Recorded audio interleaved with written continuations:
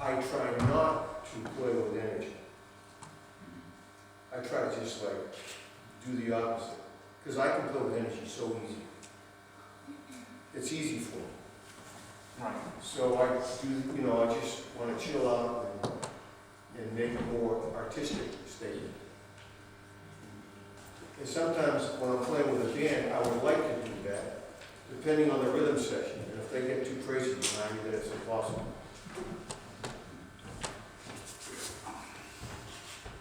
Have you ever faced a stage fright? Can you give us any advice how to? Could you say that again? Have you ever faced a stage fright?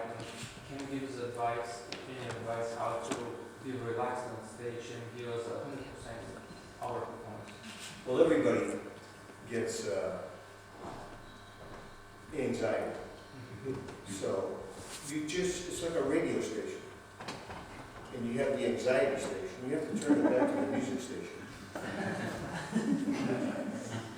And you just, in your mind, you see this radio, so yeah, anxiety station. No, not really. Turn it back to the music, you just listen to the music. There's three things I practice. One, it's none of my business what anybody thinks about the way I play. If you like it, fine. If you don't like it, it's good. Fine. It's none of my business what the band thinks about the way I play. If they like it, fine. If they don't like it, fine. And three, this is the one that I'm working on. It's none of my business what I think about the way I play. If I like it, fine. If I don't like it, fine.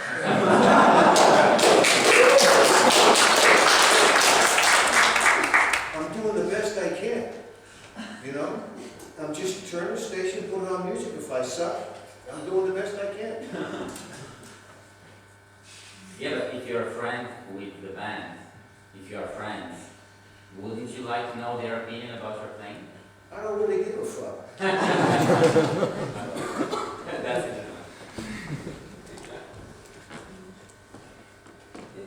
Yes. Have you noticed some connection between how well you interact with musicians and how good friends are you with them? I mean, like the personal connection on stage and in the Yes, I have noticed that. Yeah, and it also gets into trust. I know when I'm with my friends, I know that I can do anything and try this, try that, take chances. And I know how they play, and I know that they're supportive. And sometimes with people I don't know that I'm not familiar with, or then I'm not sure about it. But I played with people just one time, never met them before, and had a great time. So I think that when you get on the bandstand and you play music together, a fine musician leaves all his opinions somewhere else, just becomes sensitive to the music. Everybody's trying to play the music, because we're all students. Music is the master. Nobody can master music.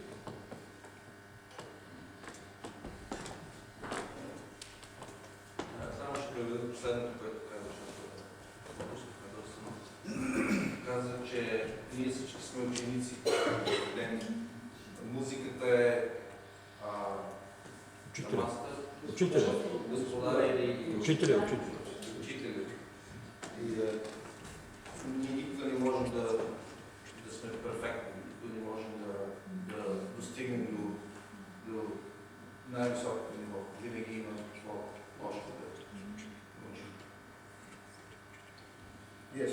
What's your favorite scale or phrase which you like most? My favorite scale is the chromatic scale.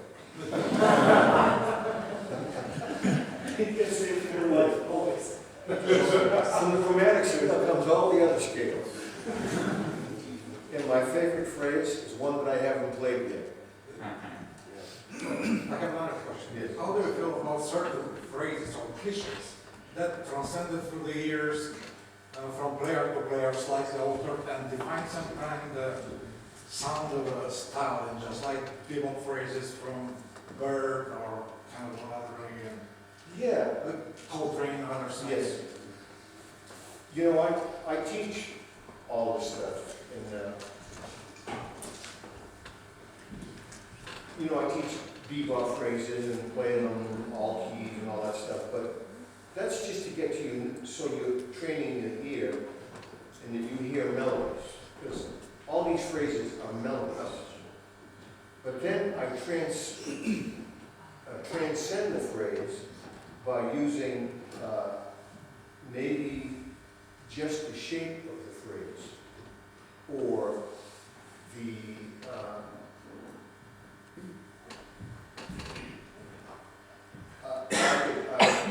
The feel of it, maybe. the feel, yeah. Let's play a tune, I'll show you what I mean.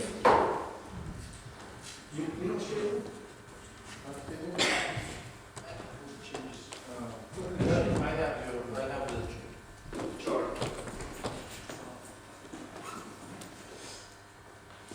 So I use a bebop phrase just like I would a motif.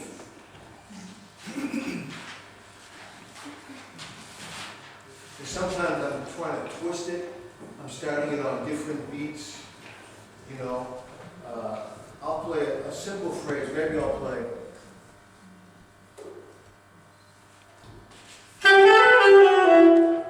Simple bebop phrase. Here we go. You want to open that? Should I open that? Yeah, I think. Okay, here we go. 1, 2. I'll play it real simple, like an exercise. 1, 2, 3, 4.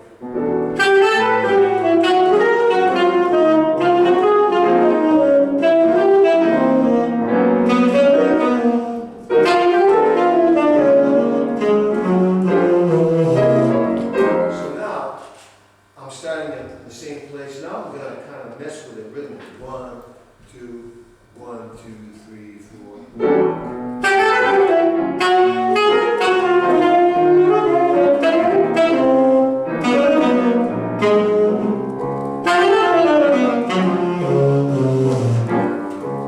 Now I'm just going to use the shape of the phrase. 1, 2, 3, 4. So instead of 1, keep going. 1, 2, 3, 4.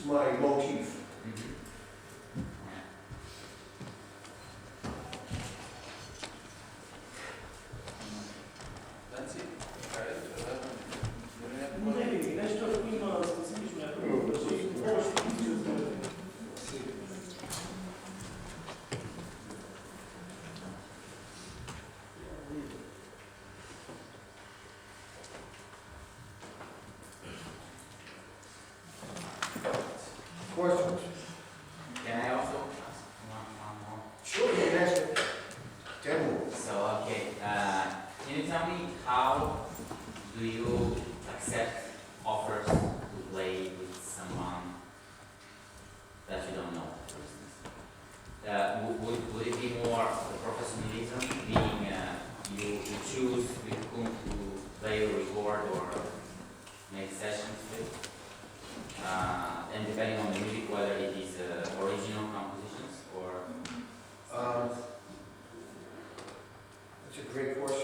You know,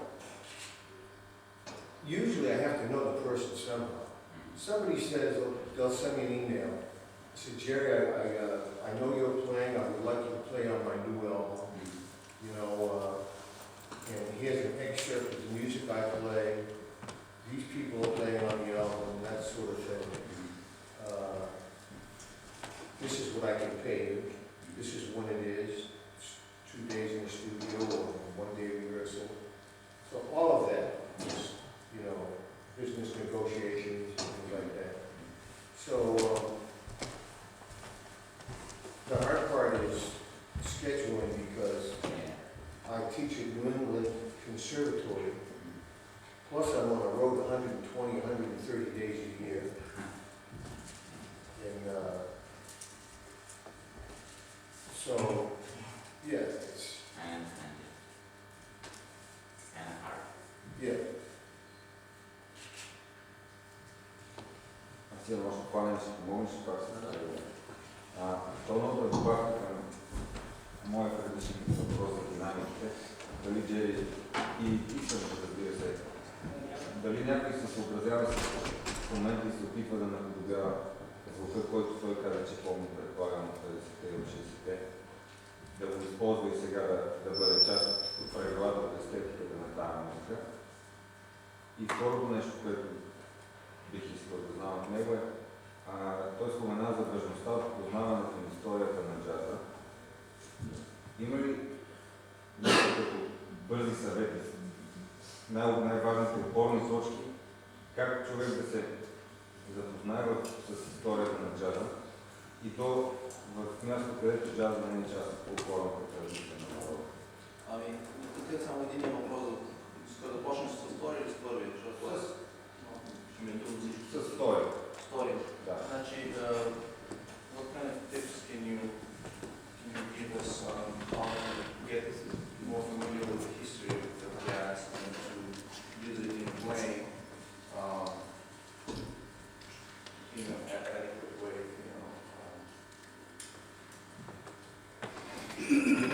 In a place where the jazz is not a folk tradition. It's not a folk tradition in the United States. Nobody listens to jazz. Not anymore, but in the 20s and 30s, it was the popular music. Yes. But when Charlie Parker came along, Yeah, that's right. I listen to all my favorite live recordings. There's 3 or 4 people on the recording. Yeah, great. That's the way it is. Yeah, the U.S. doesn't support the guys. We make good bombs.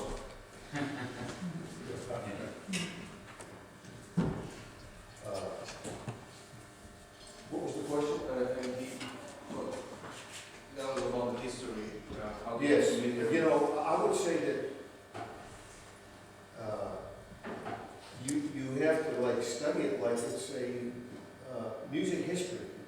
You go back and say, yeah, I'm going to study the great players, the Louis Armstrongs, the Lester Youngs, the Charlie Parkers, the John Coltrane's, everybody in those eras. And you realize that this music that we play, there's a lineage, and it goes through everybody. John Coltrane wouldn't have been John Coltrane without Lester Young. Joe Henderson said that if you shut your eyes, he could play in such a way that you think Lester Young was in the room. Charlie Parker knew all of Lester Young's solos.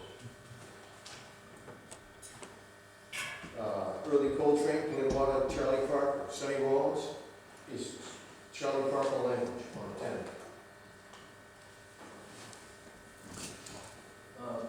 За тези, които не разбират на това, което казва Джей, аз ще ви кажа малко по този начин. Казва за приемствеността в историята на джаза.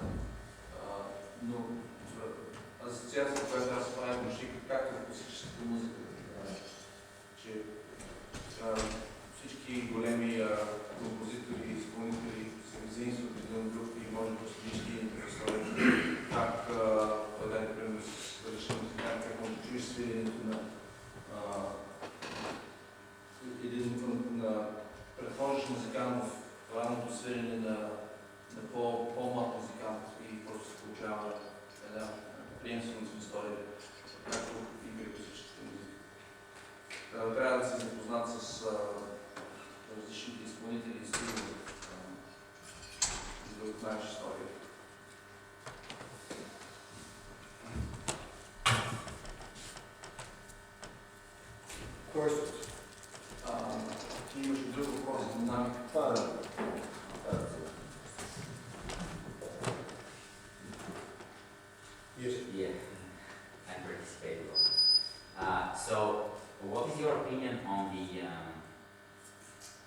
future or evolution of jazz? What do you consider that the influences of ethno music or folklore music that is happening very often now would be the transition from the classical way of playing jazz to the new way? You know, I hear a lot, the new way of playing jazz, I hear a lot of classical influence, for sure. And I don't really have an opinion. You know, I just try to be open as much as I can to what's happening. But people ask me from time to time, they say, where do you think jazz is going? I'm an old man. I say, go ask the young people, they know. Yeah, right.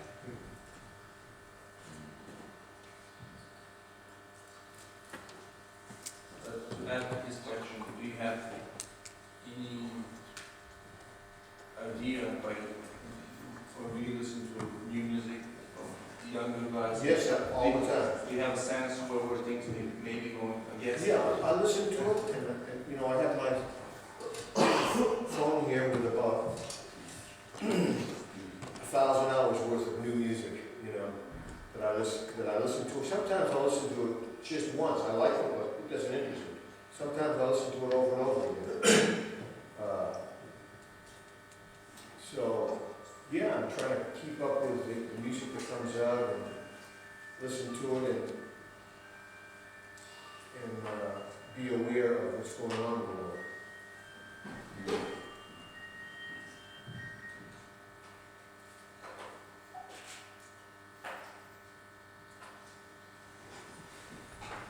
Do you have a new favorite musician? New favorite? Yeah. Well, I have one, but it's not only him, but his name is Tiran Hamsian. What country? He's from Armenia. I think. He lives in Russia. Does he have a folk influence? Yeah, he's playing now. How about yourself? What? About yourself, your favorite musician? My favorite musician today? Yeah. The last one I heard. Whole time. Like, when I was a kid, my favorites were Sonny Rollins, Joe Anderson, Wayne Shorter, John Coltrane, Dexter Gordon, Hank Mobley, Stanley Tarantino. That's just a start. But as I got older, because I wanted to learn how to play like that. But as I got older, I listened just to have fun. So now when I listen to somebody, I just go, wow, this is the way they did it. Incredible. So they're my new favorite player. It could be a student that I'm teaching, you know, or whatever.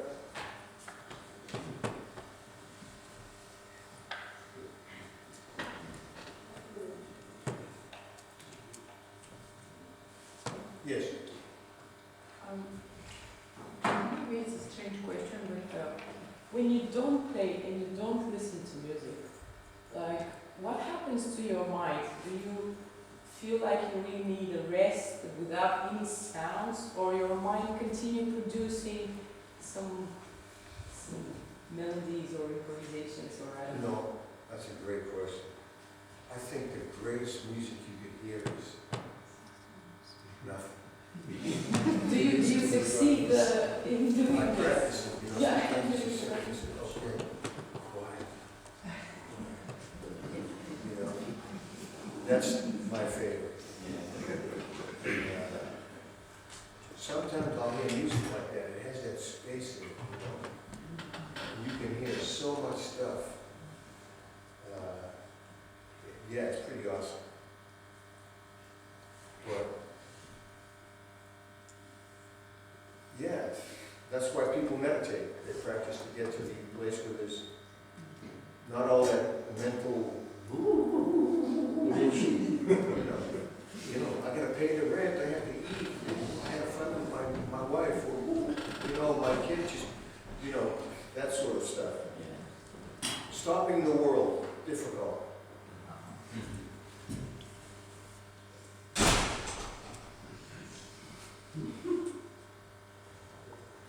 Maybe that's why music is so powerful, because it has the ability to do that.